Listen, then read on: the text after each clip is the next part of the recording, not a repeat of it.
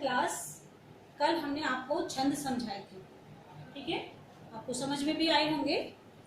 अब आपको हम आज बताते हैं चौपाई छंद और दोहा छंद, ठीक है। चौपाई छंद क्या होता है और दोहा क्या होता है, इसको हम उदाहरण के द्वारा आज आपको समझाएंगे। चलिए देखते हैं। चौपाई, चौपाई यह है सममात्रिक छंद है, जो कल भी बताया था आपको। इसमें 4 चरण होते हैं और प्रत्येक चरण में 16 मात्राएं होती हैं। अंत में 2 गुरु होते हैं। तो ये इसकी परिभाषा हो गई। बहुत हद तक कल समझ में आ गया होगा, लेकिन फिर भी आज परिभाषा से समझ लेंगे। इसका उदाहरण देखेंगे। मंगल भवन अमंगल हारी, द्रवहु दशरथ अजिर बिहारी। गरल सुधारिपु करहु मिताई, गोपद सिंधु अनल सित लाही। ठीक है, ये है आपका बच्चों चौपाई है। और ये जरूरी नहीं है कि जो मैं बता रही हूँ आप वही, जो भी आपको सरल लगे, जो आपको याद हो, वो चौपाई आप उदाहरण में याद कर सकते हैं, लिख सकते हैं। तो इस पे हम मात्रा लगाना बताएंगे आपको, कैसे मात्रा लगानी है। इस पे मंगल अनुस्वार पे हमने कितनी मात्रा बताई थी आपको बच्चों? 2। इस पे 1 लगेगा, इस पे भी 1 लगेगा, इस पे 1 लगेगा, इस पे 1 लगेगा, इस पे 1 लगेगा, ठीक है।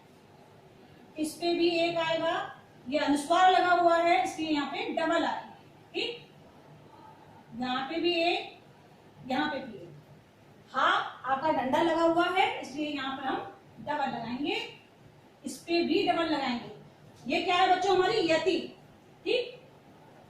और ये पूरा क्या है हमारा चरण, यहां से यहां तक हमारा पहला चरण हो गया। अब ये दूसरा चरण आ रहा है द्र। द्र पे 1 मात्रा लगाएंगे, वा पे भी 1 लगाएंगे, इस पे ऊ की मात्रा यानी छोटे ऊ की मात्रा है इसलिए यहाँ पर भी हम 1 लगाएंगे। ये भी ऊ की मात्रा है, यहाँ पे भी 1 लगाएंगे। दशरथ 1 1 1 1, अजिर 1 1 1, बी छोटी की मात्रा है इसलिए 1 लगाएंगे। हा बड़ी डंडा चढ़ा हुआ है इसलिए 2 लगाएंगे, और यहाँ पर भी हम 2 लगाएंगे, ठीक बच्चों। तो ये पहला चरण हो गया, ये दूसरा चरण हो गया, और ये तीसरा चरण हो गया, और ये चौथा चरण हो गया। तो इस तरह से ये 4 चरण हो गए, और चारों चरण में बच्चों 16 मात्राएं होती हैं, ठीक है। अब आप इनको गिन के देखेंगे। 2 3 4 5 6 7 8 9 10 11 12 13 14 15 16। तो ये 16 है, इसमें भी 16 होंगे, ठीक है। आप गिन के देखेंगे, इसमें भी 16 होंगे, और इसमें भी 16 आएंगे, और इसमें भी 16 आएंगे, ठीक है बच्चों। तो ये हमारी हो गई चौपाई। समझ में आ गया चौपाई। अब आगे चलते हैं दोहा पे। दोहा क्या होता है बच्चों? ये अर्ध सममात्रिक छंद है। इसके पहले तथा तीसरे चरण में, इसके पहले तथा तीसरे चरण में 13 मात्राएं, और दूसरे तथा चौथे चरण में 11 मात्राएं होती हैं। तो दोहा क्या होता है?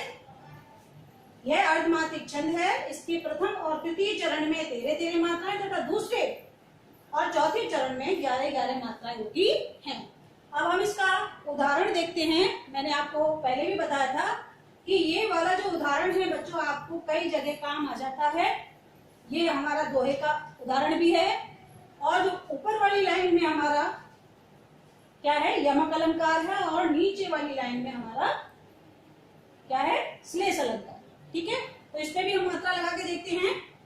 र 1 मात्रा, छोटी की मात्रा है इसलिए यहाँ पर भी 1 लगेगा, यहाँ भी 1, यहाँ भी 1। पानी, पानी पे आका डंडा लगा हुआ है, यह बड़ी की मात्रा है, तो हम क्या लगाएंगे इस पे? डबल, ठीक है, इस तरह से। राइमंड पानी राखिए, रा पे हम डबल लगाएंगे, और खी पे 1 लगाएंगे। और ये मैंने आपको कल समझाया था बच्चों, ये बड़े में आता है, ठीक है। छोटी ए, बड़ी ए, छोटा ओ, बड़ा ओ, ये सब बड़े में आते हैं, तो हम यहाँ पे डबल लगाएंगे। बिन, पानी, सब, सून, ठीक है। ये हमारी मात्राएं लग गई। अब हम इनको गिनते हैं, 1 2 3 4 5 6 7 8 9 10 11 12 13। तो दोहे में हमने पहले चरण में कितनी बताई थी? 13। ठीक है बच्चों, तो 13 इसमें हो गई। अब इसमें देखते हैं कितनी है, 1 2 3 4 5 6 7 8 9 10 11। ठीक है, इसमें हो गई 11। इसमें भी 13 है, आप स्वयं लगा के देखेंगे इन्हें, और इसमें भी 11 है। ठीक है, तो पहला चरण क्या है, ये वाला, रहीमन पानी राखिए, पहला चरण। बिन पानी सब सून, दूसरा चरण। पानी गए न उबरे, तीसरा चरण। मोती मानस चून, ये चौथा चरण।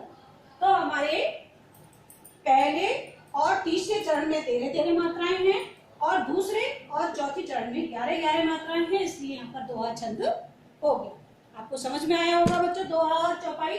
आप इसे याद करेंगे, ठीक है, और इसको कॉपी पे करेंगे। ठीक, धन्यवाद।